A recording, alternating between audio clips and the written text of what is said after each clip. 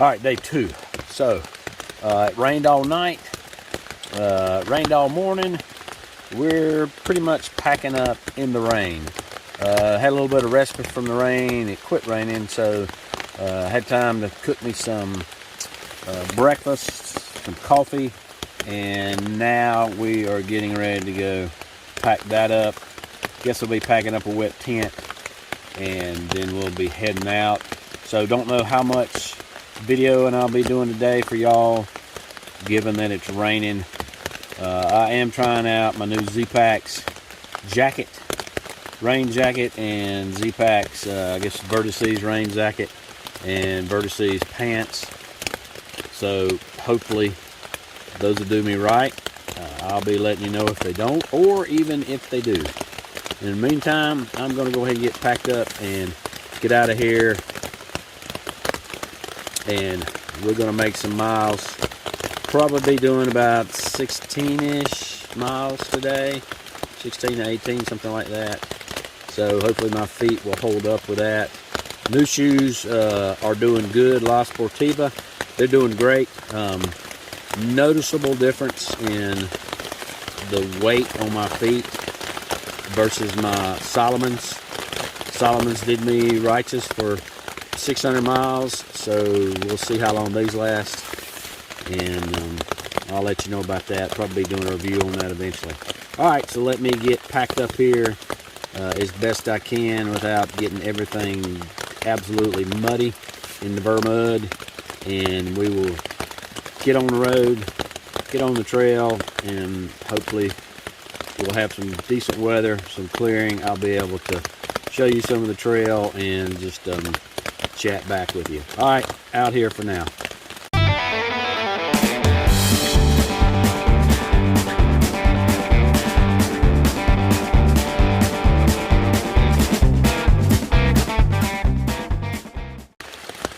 So did want to mention, I think I mentioned it rained all night.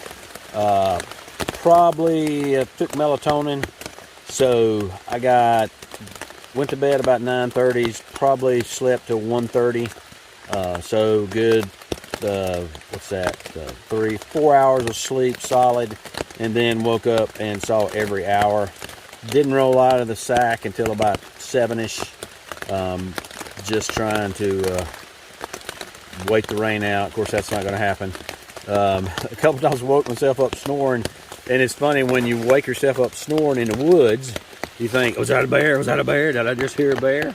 And everything's a bear, bear. So no, it's not what it was, just me snoring. But everything was wet from yesterday that I had on me, and I put a line up here, strung it from there. There's a clip that Z-Packs has right there, a little loop, and then it loops all the way. There's another loop over there. So I got some of these really tiny carabiners, and just strung up some paracord, put a knot in it, slip knot in it, and can tighten that up. So tried to put stuff up there last night, but of course no wind blowing through the tent, just rain, moisture coming in, as well as tent did condensate just a little bit on the inside from me, but not too bad. Nothing that would drip, or really when I touched it, it would get on me too bad. So nothing dried out. I'm just going to put everything back on wet again. It's not too cold, probably 55, 60. Did get down to 49 last night.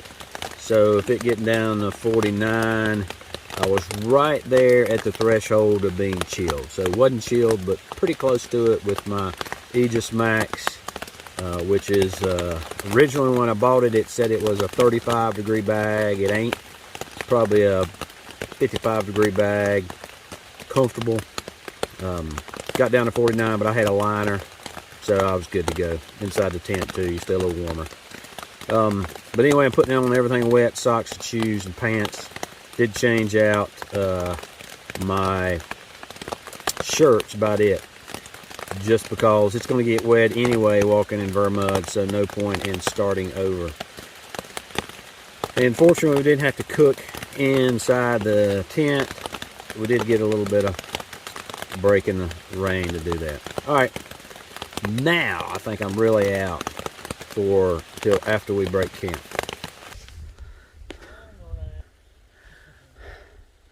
Well, we come out of the woods from the roots, rocks, and the mud into the cloud.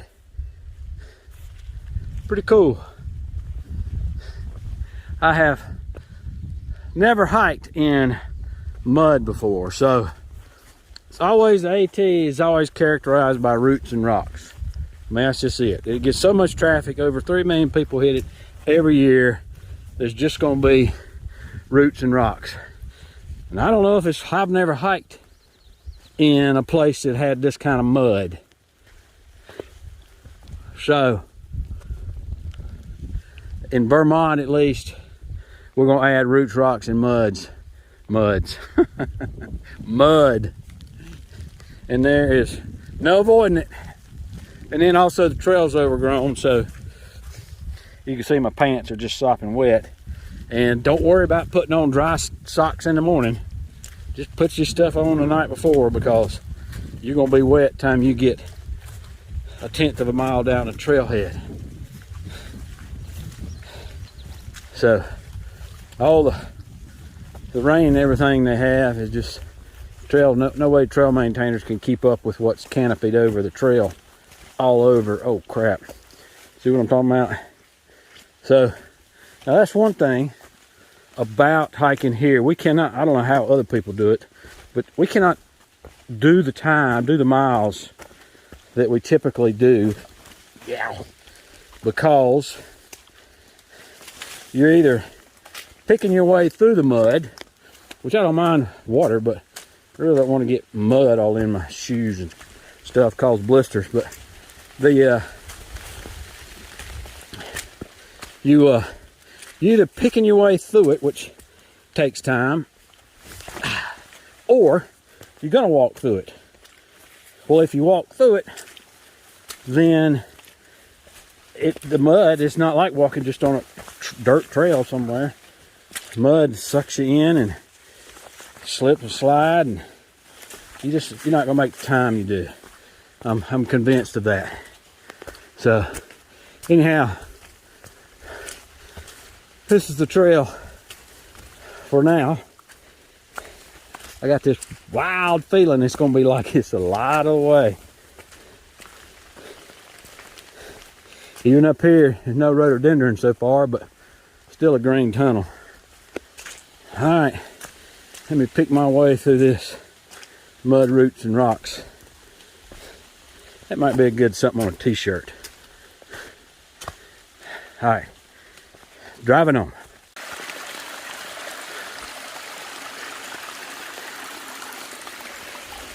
When the trail is the water source,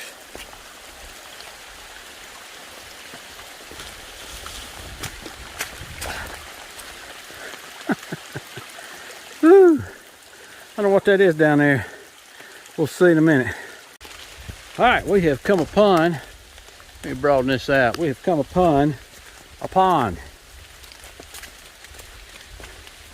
Whew, it's gorgeous. Wow, look at that. There ought to be moose out here somewhere.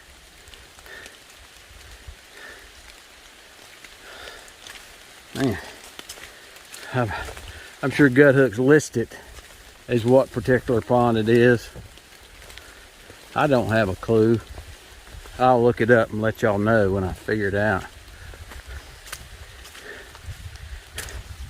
It's like a beaver dam way over yonder.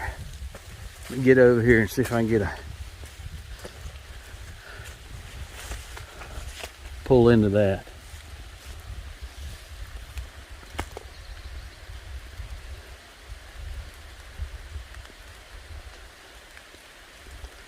I don't know if that's just a bunch of sticks or a beaver den. Pretty neat little pond here though.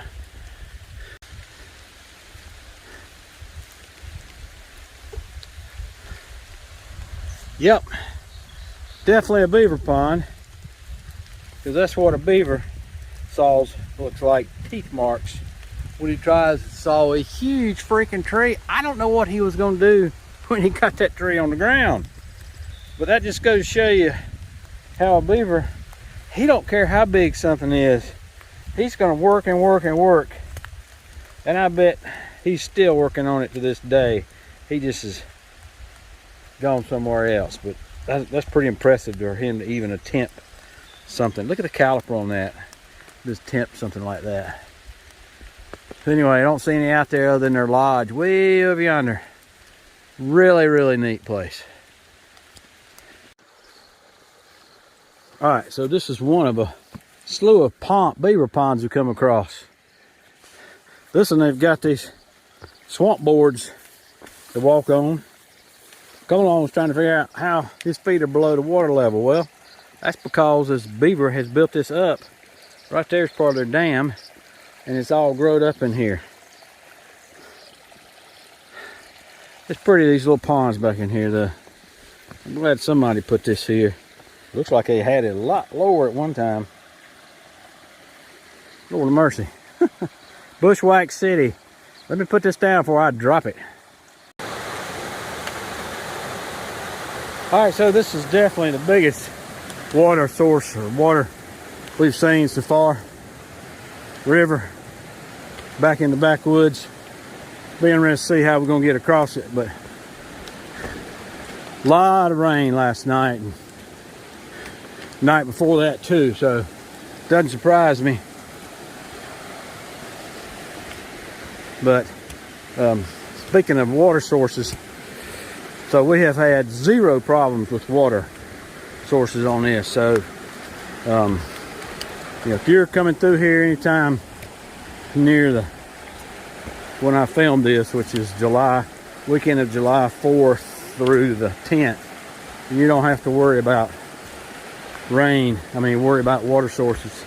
If you get a lot of rain before you come through, you don't have to worry about water sources because there's a lot of them. Only time you have to worry is during some type of drought or something. All right, keep on going here. Should be at the shelter for lunch in another mile or so. All right, so the last video I did on a section hike was down at Grayson Highlands. So we went, what was the name of that? Come along, what was the name of that creek? We started Dickey's Gap, started Dickey's Gap, and went up to just short of Chestnut, right before the climb Chestnut Knob. And when we first started, I showed a picture, had some guys there that we met, some THru hikers. One of them been updating me, and what do you know, 2 months later, here I am. Here he is, here's Fenway. He has survived. So it's awesome running into you. Yeah, now, did you plan this? No. No, I even took 2 zeros off, so it's pretty ironic. It's pretty cool. It is. It's pretty cool. So the trail's really neat place sometimes, and this was one of them. And so Fenway, he brought all this water and stuff with him up there with him. So we've got no problems with water, and we appreciate that, yeah, Fenway. It's been dry a little bit, so I wanted some water. Whenever I want it to rain, I bring my girlfriend along. Because, this is his better significant other over here. What's your name? Part-time. Part-time. All right, part-time. Well, that is awful cool. So it's good running into Fenway again. I don't think I'm going to run into him because this is as far north as I'm going, and he's going all the way to Big K. Yep. All right. So when are you going to try to finish? Looking at around August 12th. Okay. Like around that range. All right. August 12th. All right. We're going to hold you to that. Okay. All right. And you send us a summit picture. All right. Yeah, absolutely. All right. That's awesome. All right. Come along and I are boots north. Chat with you later. All right. We're coming down to, I believe this is 9 down here. Just what it's looked like for the past mile and a half or so. It's just straight down with steps. That's the flattest spot I've seen the whole time. It is a tough downhill down here, and I got a feeling since we're crossing the road, we're gonna do the same thing except going uphill. All right, we'll chat with you when we get to the shelter. So we did make it down to the highway, and they have a sign there that says, "Caution, don't become roadkill." They mean it. This is Highway 9, multiple lanes, and they will run you over in Vermud in a skinny minute. So be careful with those folks up there. So we made it across 9, survived that onslaught of traffic. Shortly after you start coming up that hill there, on the other side, you come into the Glastonbury Wilderness Mountain area, and we shortly made it then after to the Melville Nawham shelter. Come along, kept thinking that there would be another place to camp, a stealth site, because the shelter area was maxed out. No tinning was available, nothing. There was a lot of mice around that area too. We even saw mice leading up to it. So we kept on hiking. Tomorrow, or rather on my next video, we will catch up with day 3 where we wound up. One thing that's really cool about this section going through there in day 2 was, and really the whole trip, was the beaver ponds we ran across. We just ran across a lot of very picturesque beaver ponds, and you know, you could tell they were beaver ponds because they were dammed up with you know, beaver materials, the stuff that beaver make, branches and stuff, and most of that, they had been there for a while because the weeds have grown all up and really interlocked all that in. So not a lot of views to be had on this section, and really throughout the whole trip on Vermud, not too many ridge views. It's not a lot of ridge walking. Even if it was, of course, it rained most of the time, so we had a lot of cloud cover in. Wasn't going to get too much, but we will have a few views, really neat ones coming up in some subsequent episodes of this. So continue to check out the channel, and I will be posting the rest of our hike over the next couple weeks. So in any case, appreciate you, and we'll see you out there.